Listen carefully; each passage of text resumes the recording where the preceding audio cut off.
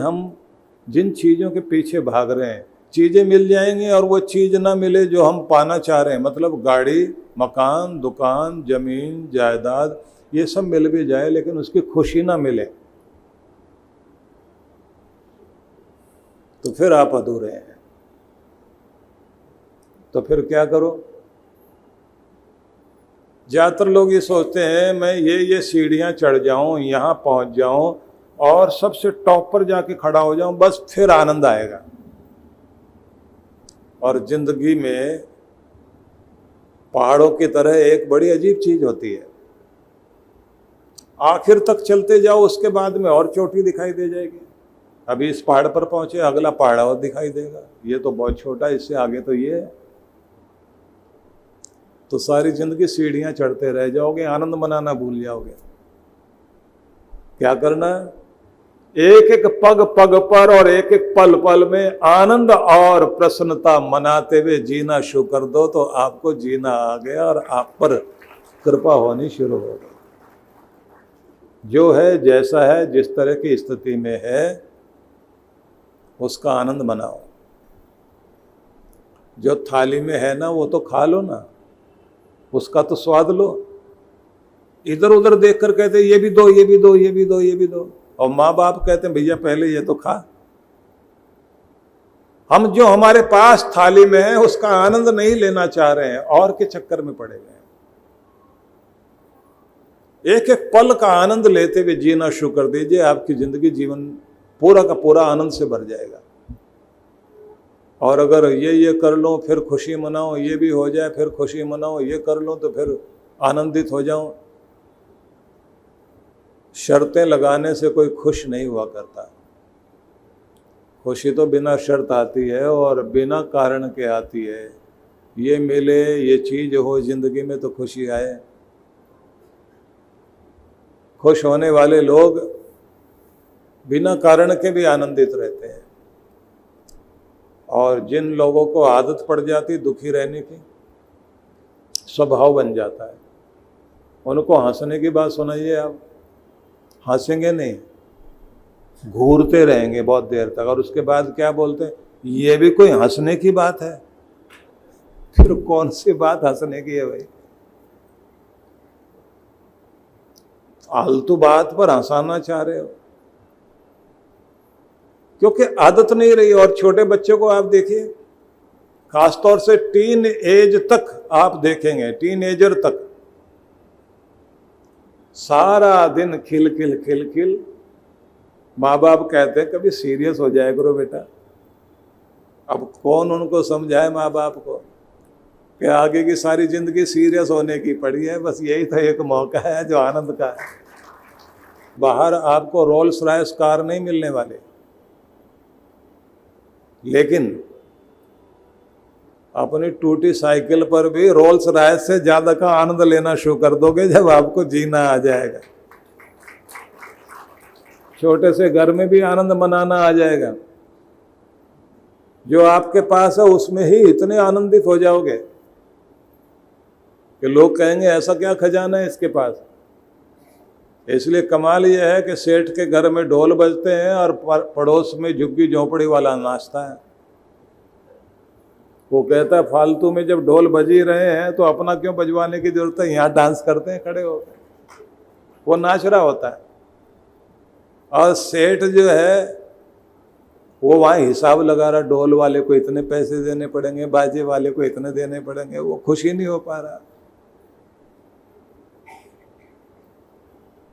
कुछ लोगों को तो हर समय यही लगता रहता है कि कहीं कोई मेरे पैसे ना ले लें। अमेरिका में एक उद्योगपति था, बहुत कंजूस था। उसके मित्र आकर उसको कहते रहते थे भैया ज्यादा ही आप टेंशन में रहने लग गए, नींद भी नहीं आती, थोड़ा खुश रहने की आदत बनाओ।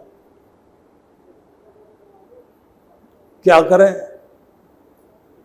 बोले अपनों के साथ बैठो ना, हंसो बोलो, टीवी बंद करो, रेडियो बंद करो, दूसरी चीजें बंद करो, बस आपको आनंदित होना है। और देखिए आनंदित होना है तो उन्होंने कहा जो भी आपके मनोरंजन के गैजेट है ना वो सब बंद करो, आपस में बैठो पहले, आपस में हंसो बोलो तो खुशी आएगी आपको। अब वो था हिसाबी किताबी आदमी, बोले तुम बताओ किसके साथ हंसूं? बोले बच्चे बहुत सही होते हैं, बच्चों के साथ हंसोगे बोलोगे तो 2 मिनट में कैसा भी उदास आदमी हो उसको ठीक कर देते हैं। वो बोला बहुत गड़बड़ बात कही आपने, बच्चों की तो आदत ही बहुत खराब होती है, सीधे पॉकेट में हाथ डालते हैं, पैसा निकाल लेते हैं, खर्च करना पड़ जाएगा, सस्ता सा काम बताओ कोई। उस आदमी ने कहा फिर पत्नी के साथ हंस बोल लिया करो। बोले ज्यादा अगर इससे हंसने बोलने लग गए उसी समय जो है गहने वहने और कपड़ों की डिमांड शुरू हो जाएगी, ज्यादा सिर पे चढ़ाना ठीक नहीं होता। अच्छा तो फिर नौकर चाकरों के साथ हंस लिया करो। बोले ये तो और भी बेकार की बात कही है, उनके साथ ज्यादा ही आप फ्री हो जाओगे तो तनख्वाह बढ़ाने की बात करेंगे। बोले कोई पड़ोस वड़ोस वाला नहीं है, बोले पड़ोस की तो बात मत करो, अगर उनके साथ ज्यादा फ्री हो जाओ तो उधार मांगने आ जाएंगे। उस बेचारे को हर पल यही लगे कोई मेरा कुछ ले ना ले, मेरा कुछ ले ना ले, कोई पैसा ले लेगा, बच्चे पैसा ले लेंगे, पत्नी पैसा ले लेगी। जीवन में आपकी खुशी से बढ़कर कीमती कुछ भी नहीं है, याद रख लीजिए। और जब आप जुड़ जाओगे ना उस परमात्मा से तो आपके भीतर तरंग आनी शुरू हो जाती है, आपको आनंदित रहने की तरंग आने लग जाती है। ध्यान में भी ये नियम है, भगवान का ध्यान करने बैठो ना तो ध्यान करते करते करते करते आखिरी बिंदु जब आता है तो उसके बाद लोका समस्ता सुखिनो भवन्तु, सारी दुनिया सुखी हो, सबके लिए मंगल कामना करने के बाद फिर उस मालिक से प्रार्थना की जाती है। आप कुछ भी करें लेकिन आनंद मनाते हुए करना सीख जाएं तो फिर आपको जीना आ गया। तो भगवान के ध्यान में जानते ही आप उस चीज से कनेक्ट होते हैं जो परमात्मा में बहती है। परमात्मा में बहता है उसका आनंद, उसका अनंत प्रेम, उसकी पूर्ण शांति, उसकी वह निर्भयता की शक्ति जिससे आप निडर होकर दुनिया में विचरण करते हैं। तो करना क्या है? अभ्यास करना शुरू कर दीजिए। अभ्यास, नाम जपने का अभ्यास, ध्यान में बैठने का अभ्यास, भजन पूजन करने का अभ्यास, अभ्यास नहीं छोड़ना। ये जो प्रैक्टिस है ना ये परफेक्शन लाती है। प्रैक्टिस से ही आप परफेक्ट बनते हैं। लेकिन ध्यान रख लेना, जिस चीज की प्रैक्टिस करोगे उसी में परफेक्ट हो जाओगे। अगर चोरी की प्रैक्टिस करने लग गए ना पक्के चोर हो जाओगे। तो अब आपको किस में परफेक्शन लानी है? परमात्मा के प्रेम को पाने के लिए अभ्यास करना है। भक्ति की प्रैक्टिस शुरू कर दीजिए तो एक दिन परमात्मा के लाडले दुलारे प्यारे भक्त बन जाओगे कि अब भगवान दूर नहीं है न आप उससे दूर हो। तो अभ्यास, प्रैक्टिस जो है परफेक्शन तो लाती है, लेकिन परफेक्ट होने का मतलब जिस भी तरह का अभ्यास करोगे उसी में परफेक्ट हो जाओगे। तो आपको परफेक्ट होना है परमात्मा के आनंद से जुड़कर आनंदित रहने का, हर्षित रहने का, मोदित प्रमोदित रहने का, शांत प्रशांत रहने का आपको अभ्यास करना है।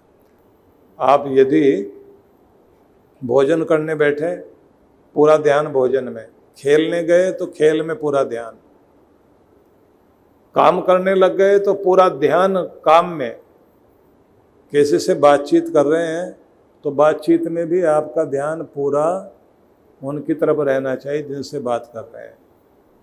कुछ लोग होते हैं ना, इंटरव्यू लेने बैठ जाएं और दूसरे को नहीं बोलने देंगे, अपनी ही बात करते रहेंगे, बोलते जाएंगे बोलते जाएंगे बोलते जाएंगे। और जिनकी एज हो जाती है उनके साथ भी ये प्रॉब्लम बहुत होती है।